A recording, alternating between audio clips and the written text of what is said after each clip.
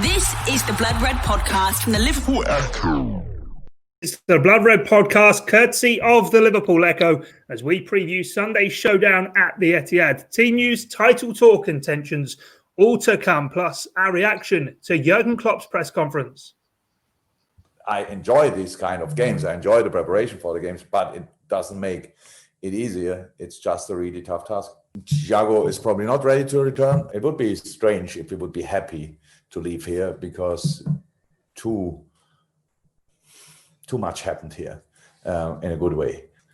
He was in so many games the difference maker. More from Jurgen Klopp to come on the game with City, Thiago Alcantara, moving on from Melwood and Roberto Firmino. Alongside myself, Clarke, we have the Echo's Liverpool correspondent, Doyle and Paul Gorst, to build up to the biggest game of the season so far. Gorsty, how are we? Not bad. Yeah, not bad. Big one, isn't it? Sunday. The one that's now become probably the first one you look to in the fixture list after Everton and Manchester United. So, all heading towards the Etihad, aren't we? Yeah, certainly. And also with us, our chief LFC writer, Ian Doyle, to preview the title showdown that nobody actually wants to call a title showdown. Doyley, how are you? Oh, okay. Yeah, it's not really a title showdown yet, is it? I think there's a few other teams this year will be involved, but I think, was it Guardiola and Klopp are both falling over themselves to just say, just another game, which it isn't. No, it isn't. And we've got so much to talk about. And first thing I'll ask you, Gorsty, about it is, you mentioned before sort of the first one really you look to. So with that, are you excited for Sunday's game, or what are the emotions? How are you feeling? Excited in as much as it's the two top teams, isn't it? The two most high-profile managers in the division, arguably in the world at the moment. Two most high-quality, highly strung sets of players. So I just think it's always going to be a game of who's got the most quality. I don't think it's a kind of rivalry in terms of Liverpool really want to get one over on them with it's like Everton or United, but certainly over the last couple of years this has become the rivalry in English football in terms of quality. So looking forward to it from that perspective. I wouldn't say I'd say that it's one that you look to now for the fixture list, but it's not as big almost as an Everton or United in that sort of traditional rivalry sense. But there's no doubt that the only results that Liverpool kind of really need to check for or have been checking for the last 2 years is what's happened with Manchester City. So it's going to be an interesting one, and another one where the two big guns in the dugout go head to head. Yeah, it's a game, Doyley, as well, that often actually does live up to the build-up. I know there was the goalless draw at Anfield, of course, a couple of seasons ago, but so often this match, it is all about quality, and the two sides normally do both come to the party. Well, one of them did last time in the game back in July, I think it was. July, yeah, I think it was the 1st of July. Liverpool got beat 4-0. I think Klopp had mentioned it before, saying, when you play Man City, you've got to be 100% focused, but the inference there was perhaps they weren't, having spent quite a few days celebrating the fact Liverpool had won the Premier League title for the first time, the league title for the first time in 30 years. So, yeah, normally it is a game. It's a bit nip and tuck. I mean, even the 3-1 game last season at Anfield, Liverpool took their chances. City didn't take theirs in the first half, and then for the last 20-25 minutes, it was all City. They got one goal. They could have had a one or two more. That showed you that even though the scoreline looked a bit one-sided, the game perhaps wasn't. And I think that's been the case even when City won 5-0, didn't they? That was when Mane got sent off, and Liverpool won 3-0 in the Champions League, and that was a game where City, again, very much like the game at Anfield last season, it was first half Liverpool, second half all City, and Liverpool managed to see it out. So Liverpool will know they're going to be in for a tough game. Jurgen Klopp said it, didn't he? He said that it's going to be a tremendously difficult game. He says hopefully for both teams, meaning that Liverpool will give City a tough time, but it's not been a stadium that Liverpool have done particularly well in the recent years. That Champions League win notwithstanding, and even that's in the context of a two-legged match. Once Liverpool make it 1-1, that's basically the end of the time. City, I'm sure if Liverpool make it 1-1 on Sunday, City won't be giving in by that point. So it will be an interesting game. Am I excited by it? Well, I'm excited by anything. Let's be honest. I'll tell you what. It's not. I'll tell you what though. It's not the first game that I look forward to when I look at the fixture list. Though it's still Everton, then United, and then possibly City. Although for personal reasons, Tottenham for me, just to see when they're going to annoy me during the course of the season. But yeah, it is going to be a big game. And as you said, actually, unlike a lot of the games, you look at Liverpool United, that's often a letdown. Look at United Arsenal, that's often a letdown. I know Arsenal won at the weekend, which was, that time. But it has to happen every now and again. But this Liverpool City game does tend to produce good games because both teams just go for it. There's never any sense of them just sitting back and defending. So I think we're going to see that again. Yeah, Gorsty, we might hear your dog snoring in the background. I'm sure he won't be on Sunday afternoon when the action's underway. Everyone will be glued to the action. But I suppose, is this game, sort of on what you mentioned before, is this game sort of bordering on the... I can hear it now, yeah. I can hear it. Yeah. Is it bordering sort of on the era-defining for the Premier League? Obviously, back in the early noughties, it was Arsenal, Manchester United. Then it was Mourinho versus Benitez. Now it does feel as though this era of Premier League football is all about Liverpool, Man City. Yeah, I'm glad you made mention of that, Guy, because I wouldn't like to be accused of nodding off while you're giving us all your professional spiel. So it's not me snoring, it is my dog. I think so, yeah. I think in terms of, when you look at the rivalries of the Premier League, they've always been built on a little bit of needle, haven't they? A little bit of dislike. Jose Mourinho was fighting with anyone he wanted to in his days at Chelsea with Arsene Wenger and whoever else it was. Ferguson, Wenger was always a big one, wasn't it? And Benitez, Mourinho, and I think this one's a little bit different because I don't think there's any real dislike between Guardiola and Klopp. It is just the fact that they are in charge of the two best teams at the moment. They're dislike amongst the fan base has certainly been growing over the past couple of years with, quite a few unsavoury incidents on both sides, let's be fair. But I think in terms of rivalry, it's kind of like a new age one where it's all just kind of focused on who is and who has more quality on the pitch. And that is probably a good thing, isn't it? I mean, maybe not for us as journalists where we're looking for the little sound bites and the little bits of needle and the poking and the prodding. And there was a little bit of that last year when Guardiola accused Mane of diving and Klopp came out in defence of that, and it all kind of got a little bit heated for about 3 days and then died down. But I think this is a rivalry just generally built on quality. Yeah, I suppose as well, Doyle, on that, it's, I suppose, many ways, maybe clash of styles, clash of maybe who's got quite the best of the elite squads. City, of course, with their sort of artistic approach, trying to always walk the ball into the back, and the perfect goal, the scientific approach almost to football. Whereas with Liverpool, it's all about the emotion, the graft, the hard yards, and at the moment, it is Liverpool, of course, who are the champions. Well, that was always going to be the one worry with no fans being there. That Liverpool, perhaps because they were more reliant on the emotion of the occasion and the backing of that. I mean, we've said this loads of times, but all teams benefit from the backing of their fans, no matter what level you're at, and it's a lot more harder. But Liverpool, for whatever reason, they seem to be able to grasp that and use that as a positive more than anybody else. City less so. I mean, I'm surprised that City have struggled as much as they have this season, to be honest. I think they will end up being... I still think this is the top two. I mean, Chelsea and Tottenham are doing better than I thought that they would. United are doing a lot worse. Arsenal are doing okay, but they lose too many games, so they can't really be considered for a title challenge. I think it will be between those four teams, and I think over the course of a season, the more games are played, the deeper the squads we go into. Liverpool have already had that, certainly at centre back, a little bit in midfield. They haven't really had it up front, which is why they've had so many options. And that's why, even on Sunday, we're not sure, we'll come to it, who's actually going to play up front. Whereas normally, if it was Liverpool against City, you'd know exactly who's going to be playing up front. City's a bit different. They've had problems up front. Jesus is back now. But they've got so many options that I think it will be between these two teams, if the start of May, I think there's still 5 games to play in May, but if these two teams out the top 2 then, or certainly in the top 3, I'd be very surprised. So yeah, it is a rivalry that's been, I mean, it's an interesting one for me because Ghosty mentioned it's a new age rivalry, but obviously don't want to surprise anybody, but I'm not quite new age myself anymore. But for me, when I was growing up, City were bouncing around the divisions. They were down in the third tier about 21 years ago, and they only won that playoff final, didn't they, by scoring 2 goals in injury time to get through. So it's hard for me to have any kind of great enmity towards City simply because of that. But in terms of on the pitch, I mean, as Ghosty said, there is a rivalry, but it's all fairly good-natured, well-natured. You know, it's played in the right spirit, these games. Although now that I've said that, watch about 3 players get sent off in a massive scrap on Sunday. Yeah, it'd be interesting to keep an eye on Joe Gomez and Raheem Sterling Yes. as well. But more on that. That is one actually.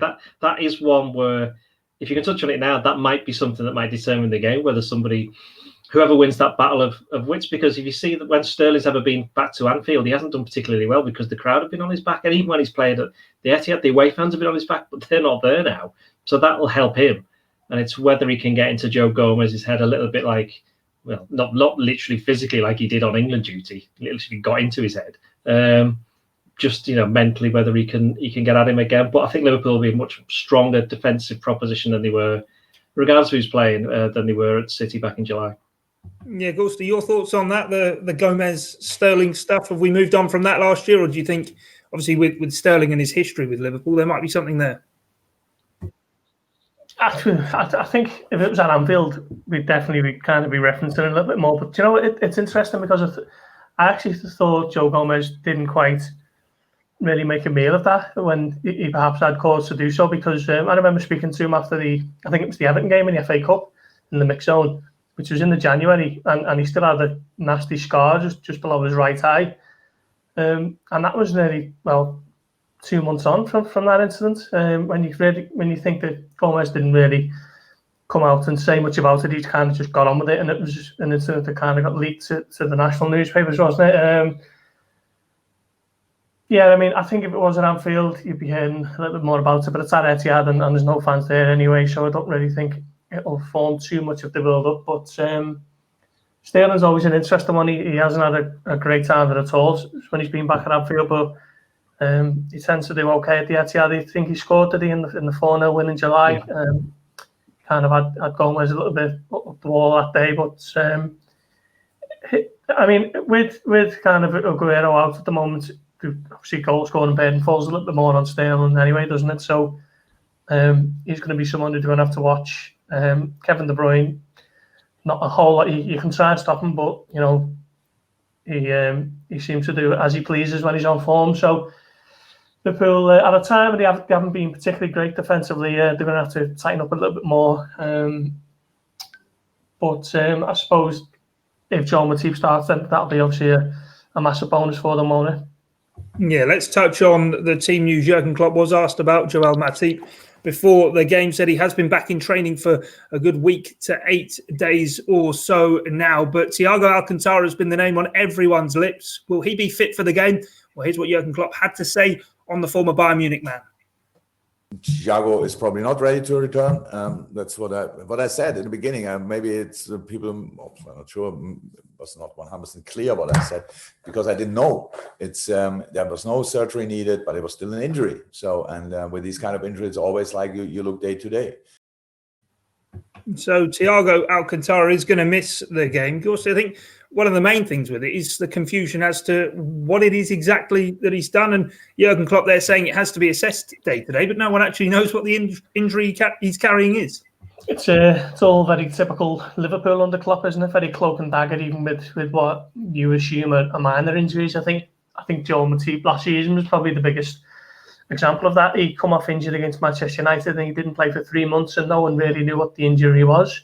I think if you look at Xherdan Shaqiri as well, before the start of the season, he played about, under 10 minutes all calendar year. And again, that was another injury that no one really knew what it was. And I asked Klopp at some point, what exactly is up with him. And he was quite evasive and didn't really explain what it was. And I think that just goes back to the point that he doesn't really want the opposition getting any kind of early advantage where they can plan for games knowing that certain players are going to be out. And I suppose it's fair enough. It's a little bit old school, but it's certainly the way he thinks. And we were told a couple of weeks back that Thiago wasn't serious, but he's not going to play on Sunday. If he plays he's not in the Spain squad, so if he plays at the earliest against Leicester, he's still missed 5 weeks of action, hasn't he? So just typical Liverpool, I think, in terms of how they openly discuss their injuries to their players. Yeah, it is a weird one, isn't it, Doyle? That he's played one full game. He came off the bench against Chelsea, and yet still so much of the talk all the time is about Thiago and whether he's going to be fit. Well, he's quite good at football, so that helps. So you're always good, even if he's had, he may have only played like 20 minutes, but I'm sure if Messi just signed for Liverpool and then played 20 minutes, didn't see him for 3 or 4 weeks, you'd still say Liverpool have missed him. I'm not saying he's quite as good as Messi, but he is a very good footballer. The interesting thing is that he's actually not. It was only 3 weeks ago that they played Everton. In fact, it was less than 3 weeks ago as we're recording this. And because the games are just like game after game, and the big games as well, with the 3 in the Champions League and a couple of big ones in the league leading up to this one. So you only have to. Klopp said this. You only have to have like a minor-ish injury, and you're missing about 6, 7, 8, 9, 10 games. So this is a season where they're having to rely on the squad just as well. They've got all those midfielders. I mean, we'll come on to the team selection later on. Liverpool still got tons of choice in midfield who they could choose from to play. But Thiago, I mean, it's clearly an injury where he doesn't need surgery. He did do one-to-one training 10 days ago. Interestingly, in the pictures that we got showed, were put out, one of them, he's pointing to his knee while Klopp's there and Pep Linders is there. So whether he's saying to him there, yeah, I've just hurt it again, because we haven't seen him since then. But it seems to be, I would be surprised if he's not in or around the squad for the game against Leicester in a couple of weeks. If he's not been training before then as Gorsty said, that's 5 weeks. And then suddenly it's like, that is a serious enough injury to warrant a little bit more investigation as to what exactly has been wrong with him. Yeah, I suppose it's one of those where if he had to have surgery, albeit even minor, you'd sort of have a time frame in mind, Gorsty. But how big a miss do you think he's going to be for this game? We've seen Liverpool, that the approach change over maybe the last 2 seasons now towards more control. City are the masters of control, but Liverpool, of course, will be out without an orchestrator in there in Thiago.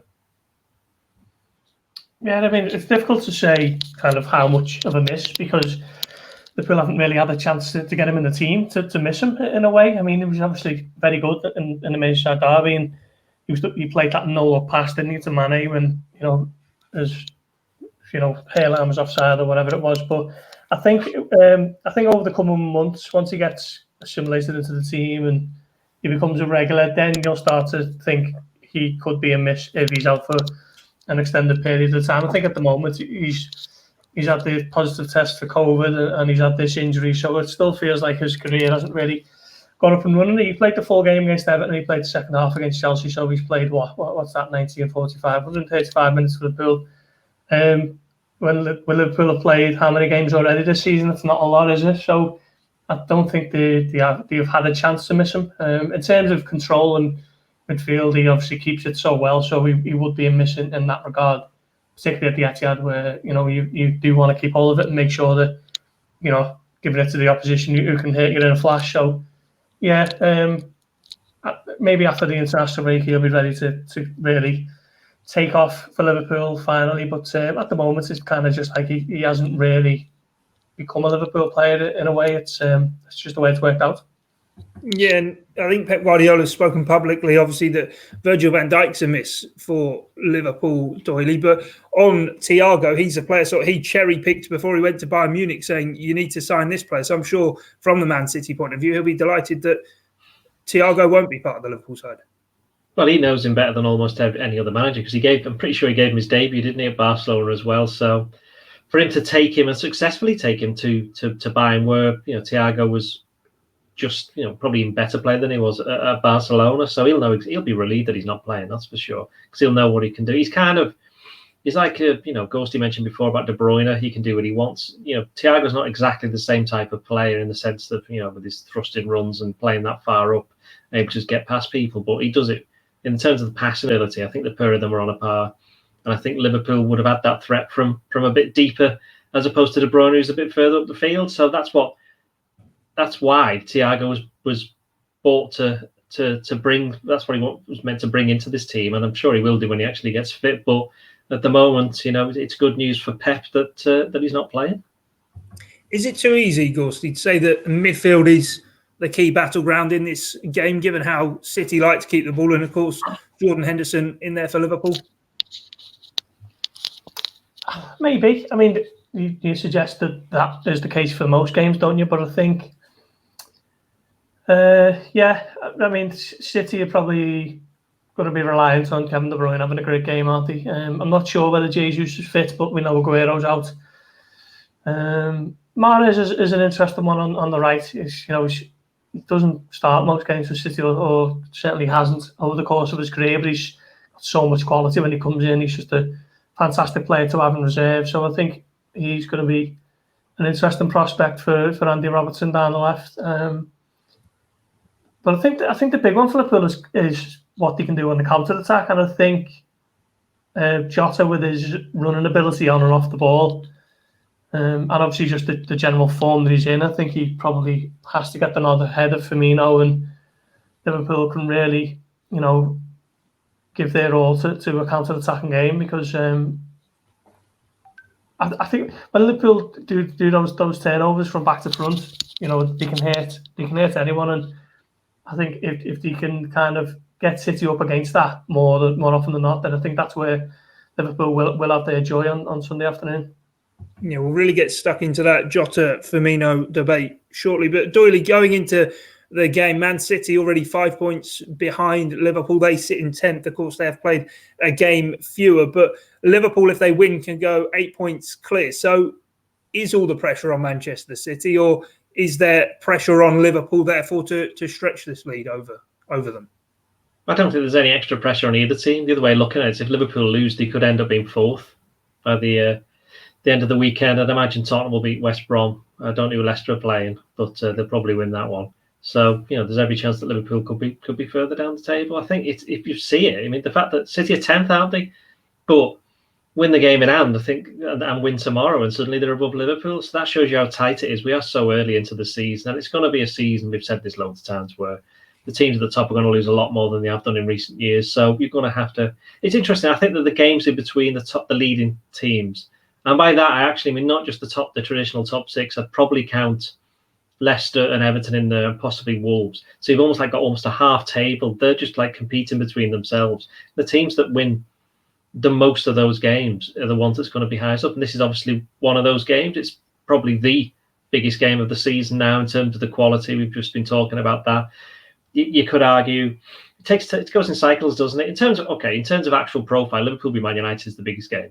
It's as simple as that, and it probably always will be. But you'd hardly say that United are on a par with Liverpool in terms of quality at the moment, in the same way that 10 years ago it wasn't Liverpool and United, it would have been Chelsea and United, and before that Arsenal United. So in that sense, it's a game. I always think it's an interesting game where how many people from the other leagues will be watching it, other countries will be watching it and seeing what's going on between City and Liverpool in this game. I think there actually will be quite a lot, because it has gained over the past 5-6 years, certainly since Guardiola's taken over at City and Klopp's got Liverpool into this kind of winning machine. It's become the game where you could argue it's almost, with the possible exception of Bayern Munich, it's the best two teams in Europe. Certainly two of the best 3 or 4. And why wouldn't you be interested in a game like that? It's because it's better than, to the quality, it's better than the El Clasico, isn't it? You've seen Barcelona and Real Madrid aren't particularly great at the moment. And for all Liverpool's problems defensively, for all Man City struggling to score, I still think the pair of them, when they go head to head, the amount of quality that'll be on show, provided they don't just do. There was that, you mentioned that one game where City sat back and it was the 0-0 game at Anfield the other year. It's the only time where either manager's done something in any way different. I think they're just going to both go for it. It is only then Liverpool's 8th game of the Premier League season there, Gorsty, but we in the media, as it were, get branded with talking about this one, as I said right at the start, being a title showdown. And whilst, yes, it's too early to actually say definitively this could be the game that does decide where the title goes, as Doyle referenced there, it is those games against the teams at the top that ultimately does shape things and can leave sort of psychological scars as well. Definitely, and I think Sunday's game is in Liverpool's favour, because I think if they win, then they go 8 points clear ahead of Manchester City, and of course City have still got that game in hand. But I think any manager would say they'd rather have the points on the board than the opportunity to play for the points. So I think the onus is going to be on City to kind of reduce that gap. Liverpool don't have to win it, and even if they lose, it's not terminal for their plans of retaining the title. It'll be a bit of a setback, but they'll still be ahead of City and will be until, whenever that game in hand is played. So I think City can't really afford, even at this early stage of the season, to be staring up at an 8-point gap against Liverpool, because whilst they will drop more points than they did last season, they only dropped 15 last season, 16. I think they're not going to drop many, are they? This is a team that's lost 5 of the last 82 or something, is it? So the onus is definitely on City more to get the win. And I think Liverpool will, if you ask Klopp now, I think he'd be more than happy to settle for a point and move on. So City have got to take the game to Liverpool, and then that is where certain counter-attacking opportunities could open up for Liverpool, who were so good at that kind of football. I think if you'd have said at the start of the season, coming into this game or after this game, if Liverpool draw this game, and they've just played Atalanta, which is supposedly going to be the hardest away game in Europe, and they've just won that 5-0, and they've lost Van Dijk probably for the season, and they've had defensive problems, and they got the turnaround of fixtures, and they've had the players missing through injury and failing the coronavirus tests and all of that.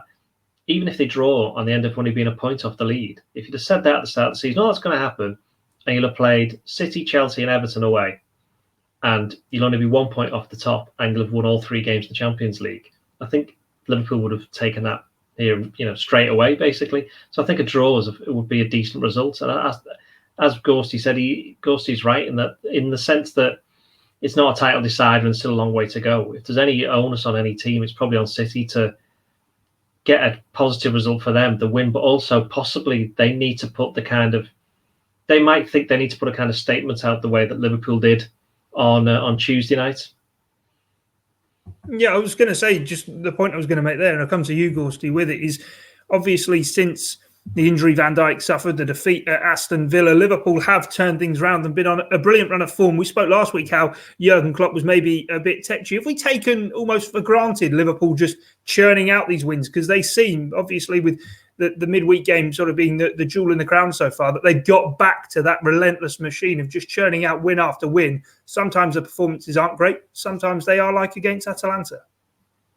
Yeah, I think so. I think Liverpool have been so, along with City, so dominant for the past 2 years or so, 2.5 years, that when they're not comfortably walking to victories, then it's seen as they're seen as a little bit infallible, and there are weaknesses that are a little bit accentuated more than they normally would be. So I think that is probably why it doesn't really look as though they've been at their absolute best of late. I mean, they haven't, but they've still been picking up the wins, haven't they? Against West Ham, against Sheffield United, they both teams who put them under pressure. But Liverpool have come away with 6 points from 6, and probably should have 9 points from 9. If we're talking about the Merseyside derby post international break. So while they haven't been at the best, they've had so many defensive issues. Seemingly, every game there's been another crisis at centre back, and they've managed it really well, haven't they? Let's face it, the 3 from 3 in the Champions League. They're going to be in the knockout stages of that once again, at the top of the Premier League. So just going off those 2 facts, you have to say that Liverpool have been very good of late. And whilst the Atalanta game was a lot more closer to what you'd expect Liverpool at their best to look like, there's a lot to be said for the kind of manner in the way they haven't wilted in the face of going behind against Sheffield United or West Ham. They've just stuck to their game plan and trusted in it that it's going to be better than the other team on the day, and so it's proven. Yeah, let's now then talk about Diogo or Diogo Jota. Insert your pun here for Diogo Jota. Let's talk about him. Let's not call him that. No, let's not. No, he's been a brilliant player. I was going to ask you, Doyle, if you had any Diogo Jota puns that you wanted to get out there, but he has been in scintillating form. He's been brilliant every time he plays. He seems to score. And now the question is, does he start at the Etihad? Oh, well, Jota's got the lotter, I think is what you wanted me to say, wasn't it? DJ in tune, all that kind of thing. What was the question? Sorry. Oh, was he going to start? Right. I don't know, actually. I don't want to give away my team, but I think that, well, there's 2 options, isn't there? Can he go down the middle instead of Firmino, who would normally play in this kind of game? But there's, he scored 6 goals in his last 4 games, Jota, and was it 7 in 10 since he's moved to Liverpool? I saw that Nuno, the Wolves boss, was saying very nice things about him. Interesting. I think I saw some Wolves fans saying that he tends to score in like little little stretches, little bursts. So he'll score like as he scored now, and then he might not go 10 games without scoring, which isn't ideal as a forward. But it's better to have those goals than not have them, especially at a time when Liverpool got this other forward, Firmino, who's for whatever reason not quite been hitting the heights. And I think I just saw something in Firmino's game when he came in against Atalanta. And I know it's a team that was losing 5-0, but he seemed to have this kind of slightly extra spring in his step. He just seems to. Sometimes footballers don't realise that they need it, but they do need a kick up the backside or a little threat into their position. Because there's no suggestion that Firmino, in the same way that Mane and Salah, none of them are taking their places for granted, but they probably knew that if there's a big game coming along, they were going to be playing. I mean, no one's played for Klopp more times than Firmino, but that might not be the case on Sunday. And if it isn't, then nobody would be surprised. In the same way that if he does play, nobody would be surprised because of the history that he's got with the manager and being, certainly in these games against Man City, where he's scored at the Etihad a few times, he's created a few goals, he's got a decent record in this game. But, I mean, the ultimate thing is Liverpool are the winners here, because they're going to get, either way, they're going to get an informed forward, or they get a proven forward who's going to be coming back into the team with a point to prove. So, I think Firmino's 29, and if that's where he is in his career and he's still getting, these, as I say, these little kicks at the backside, then that's good, because that's not automatic for absolutely every footballer. I mean, any footballer would benefit from that, no matter how good they are. I mean, a lot of this motivation's from within, but for him, I think it could help him, but ultimately it helps Liverpool. Yeah, he did come on. I seem to remember in midweek, he came on immediately, got the ball on the edge of the box, tried a shot, and it got blocked. He did look like he was a player trying to maybe prove somewhat of a point. Gorsty, what have you made of Diogo Jota as well? He got that hat-trick, and it was impressive in terms of how he linked with certainly Sadio Mane in that interchanging in position throughout the game on Tuesday as well. Yeah, definitely. I mean, for whatever reason, I found myself watching Wolves quite a lot last season, probably because they were on telly quite a lot and played about 70 games. So I always like Jota, and to be honest, I like all three of Wolves attackers, Traore and Jimenez.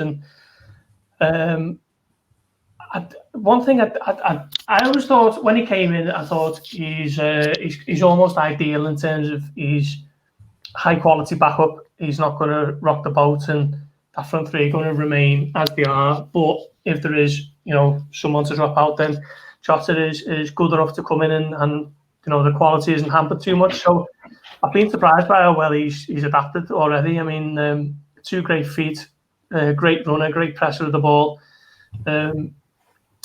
Very intelligent in kind of some of the passes that he makes, and he can finish, can't he? We've already seen that. I think he scored 3 European hat-tricks now across the last year or so, which is some record. Just another real weapon in Liverpool's attack on Arsenal, and let's face it, they've already got quite a fair few. So I think I don't think we have to say that now he's got to take Firmino's place for the long term, because Klopp will judge it on a game-to-game basis and see, horses for courses and so on. And it's just great that Liverpool have got another kind of string to the bow. And as I say, I wouldn't necessarily say that he's going to take Firmino's place for the long term over the next 3, 4, 5, 6 months. But for Sunday, he's the man in form. And for me, I think he has to start. Yeah, quick stat attack on Diogo Jota. He's got 7 goals in his first 10 games for Liverpool. Best record since Robbie Fowler back in 1993. And first Liverpool player in his first 2 Champions League starts to score in them back-to-back since Robbie Keane. If either of you guys knew that one, it was one that took me by surprise. But let's talk about... You took that from my verdict? No, I didn't know. Did you put that in there, did you? Yeah. I can tell you that Firmino has only scored 7 in his last 36 games. So there you go. There's a little stat for you. Now, let's talk about Roberto Firmino, who Jurgen Klopp was asked about in his press conference, and whether people maybe have been too quick to write him off. Here's what he had to say. Who is with us? I don't have to say one word about Bobby Firmino and how important he was for us. So I don't waste time with that. Who is not with us? I don't care if they know about him, to be honest. So he was in so many games the difference maker without scoring. Maybe, I'm not sure, but with scoring as well in other games, so that I would feel really embarrassed if I have to mention now the qualities of Bobby Firmino. Jurgen Klopp there talking about those games in which he made a difference. Even early on in his reign, Gorst, do you think of the game at Chelsea, but then straight afterwards, even against Man City, Liverpool's last league win at the Etihad, and Roberto Firmino was so crucial in that 4-1 win. He was kind of plugging a gap almost at that point as a number 9. I think most people thought of him as a number 10, someone kind of playing off the front man, but given Benteke's wasn't really suited to how Klopp wanted to play, and Daniel Sturridge was obviously struggling with injuries. Danny Ings was out. I think he almost had that position thrust upon him, and he adapted to it so well. And I think that 4-1 win at the Etihad was almost like a crystallising moment for fans of what this team could be under Klopp. I mean, it was a fantastic display. They cut Man City to ribbons with Coutinho and Firmino and Emre Can with that backheel pass. Lallana was pressing like a demon, as Klopp might say, and that was one of the first big results, wasn't it? Along with that Chelsea one away, which came on Halloween, I think. So, quite, within October, November time. Well, within a couple of months of him coming in, you could already see that Klopp was laying the blueprints, and I don't think there should be any kind of serious long-term questioning of Firmino's importance to Liverpool. I just think maybe he's going through a little bit of a sticky patch at the moment, and as Klopp said on Tuesday night, or Wednesday night, feels like he's played 500 games in a row, and whether he meant that or not, that probably tells you that he could probably do with a little bit of a rest, couldn't he? So stick him on the bench, have him in reserve as the super sub, and give Jota a run out would be my advice. Yeah, do you get that feeling, Doyle, that it is almost, I don't know if burnout's the right phrase to use, but you referenced it before, how sometimes players should need to come out a game or hit the reset button before they come back in, because Roberto Firmino has been and will continue to be such a key player for Liverpool. He's not just going to have lost his value to Jurgen Klopp overnight, is he? No, I mean, how many players are going to say, yeah, boss, I could do with the rest? They're never going to do it. They never do it, especially when you're in a team like Liverpool, where, if you're coming out the team. I mean, look what happened. He's been benched for the last 2 European games, and Jota's come in and scored 4, hasn't he? Because he scored against the Danes last week, who I still can't pronounce properly, which is why I'm refusing to do so. Is it Midtjylland? It is, isn't it? I know what I'm talking about. Really, close enough. Yeah, it's near enough. But yeah, I think with Firmino, I don't think, as Gorsty said, there's no doubts over his long-term future at Liverpool. Although I have said, and I said it in a podcast, I think the other week, which caused a bit of a stir, that I'm convinced this was going to be the last season that Firmino, Salah, and Mane would play together as a front three regularly. It's already happening, isn't it? It's already happening with Jota coming in and providing, whether that's making him into a front 4, which could happen on Sunday, has happened against Sheffield United, I think it was recently, or as a front 3. So you got the options. I mean, we're not talking about the others, Minamino, who, an interesting one for me was to see Jota play down the middle against Atalanta when it was only a couple of weeks ago, where Klopp was expressly asked, where do you see Jota playing? Where do you see Minamino playing? He says, yeah, Minamino is down the middle and Jota is on the left. And now Jota goes down the middle and scores 3, which goes to show that not so much that Klopp was misleading people, but that's just how football changes. I mean, let's just say, for example, one of Mane, or let's just say Salah gets injured. Mane can go on the right and possibly you can put Minamino down the left and keep Jota in the middle, and because I think Minamino's better on the left. So if it turns out that Jota's better down the middle, then it's good for Liverpool then. But Klopp said it himself, didn't he, after the game on Tuesday? He says, when he was asked about the selection, he says, look, the way that Atalanta play high line, we need somebody who can get in there. And he offers something that's a little bit different to what Firmino can offer. And it'll be interesting when Liverpool come up against a deep line midfield where Jota can't get in behind, whether that's a game for Firmino to come in where he drops deep. And we've seen so many times when opposing defenders who've come up against Firmino for the first time we get asked about him afterwards and they go, well, we've never come up against a player like him before, so we don't know what to do, because he drops off and we don't know whether to follow him or what. So we're left marking nothing. Liverpool get the ball in midfield, pass it around, and then they can exploit what spaces that they do have. So as Gorsty said, it was always been horses for courses in midfield, and I got a feeling it might be the case for up front now. Yeah, let's get into team selection then before we wrap things up. We spent an awful lot of time talking about team news, but let's go through our 11s. In goal, no surprise, Alisson, Becker. Gorst, he come to you for the back four. And after Jurgen Klopp's revelation about Joel Matip, does he make your team? Yeah, I think he has to. I mean, I was hugely impressed by Nat Phillips against West Ham. In the same way I was with Reece Williams against Atalanta, but this is the big one, isn't it? And Matip, even if he's not 100%, he's going to have to come in and play his part. Doyle, do you agree with that? And who's your back four? Well, the fullbacks are the fullbacks, and obviously Gomez plays. The interesting thing is, I'm going with Matip as well. I think Matip has to play, and I think Klopp was quite happy not to use him against Atalanta. Initially, we did have the conversation. I thought he'd start and then go off after the first half because he possibly needed the minutes. But he did play against Everton, didn't he? So it's not as if he's been unfit in the sense of not match fit. He just hasn't been. He obviously hurt a muscle in his leg. So I think Matip will start. I don't think there'll be any doubt about that.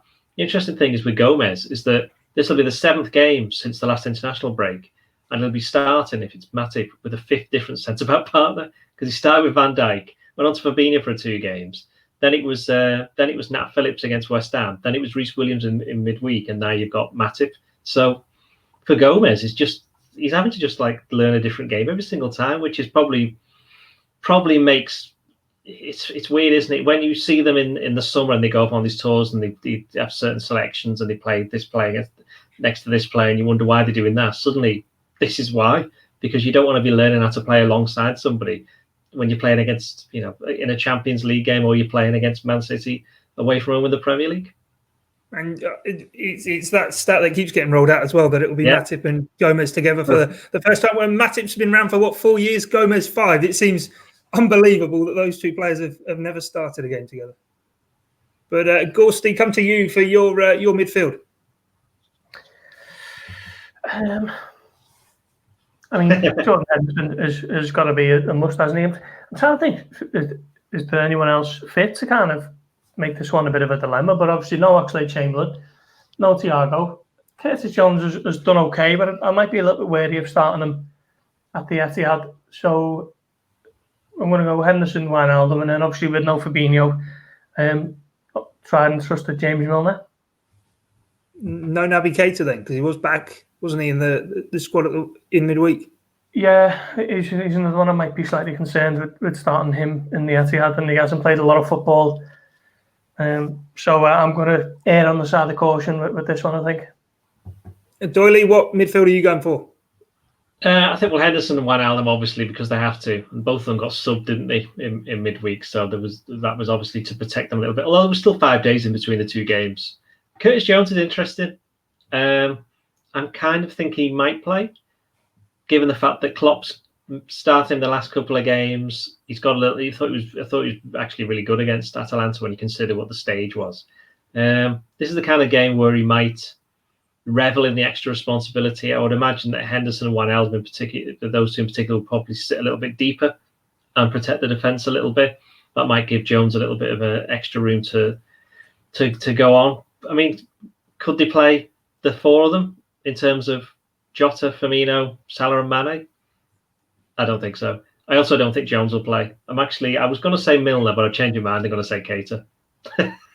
No, you've gone through everything. I thought for one moment you had Jones. Instead, I thought you were going to go 4-2-3-1. I think the point there is that whichever one of them plays, it won't be a surprise because they've all got the qualities, and it depends entirely on how Klopp wants to approach the game. If he wants to be a bit more, protective of the defence, then play Milner. If you want to, not so much extra legs in midfield and a little bit of, unsure of what to expect from Man City point of view, because it'd be interesting if Foden plays for Man City, because then you'd have Foden up against Jones. And I know Foden's a long way ahead in terms of his progression, in terms of first team experience. I do think that Curtis Jones is a very good footballer and can be a slightly different footballer, but can just be as effective.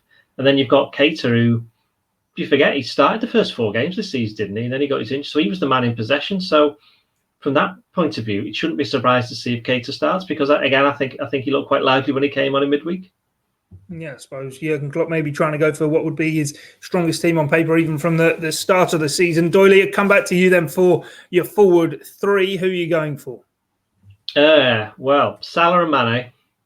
That's a surprise. And I'm going to go with Firmino. Firmino's playing. And Gorsty, you've got Diogo, have you? You're on mute, Gorsty. No. Oh, you got through a whole pod without going onto mute. Just worried about the snoring dog. I had a feeling you were going to go with Firmino, Doyle. I'm going to go with Jota, I think. I just think from what he's shown already, I mean, I don't think you can overlook him because, why is he trying his best? Why is he putting his all in to make a mark when he's going to get left out of the biggest game of the season? So Jota, Mane and Salah for me. Interesting stuff. Match predictions then. What's the score going to be, Gorsty? 2-2 draw. 2-2 draw on Doyley. Well, I said 3-2 to Atalanta, so I said there'd be 5 goals in that game. I just didn't think they'd all be in the same goal. What am I going to do here? The interesting thing is, if you look at the team, Liverpool's team, with the exception of Van Dijk, that's probably the team. I know we mentioned Thiago before, but that's almost the first choice team, isn't it? With the exception of Van Dijk. And I know we're assuming these players are going to get through the last couple of training sessions.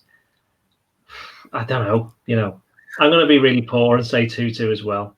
Although I wouldn't be surprised if it's 3-2 either way.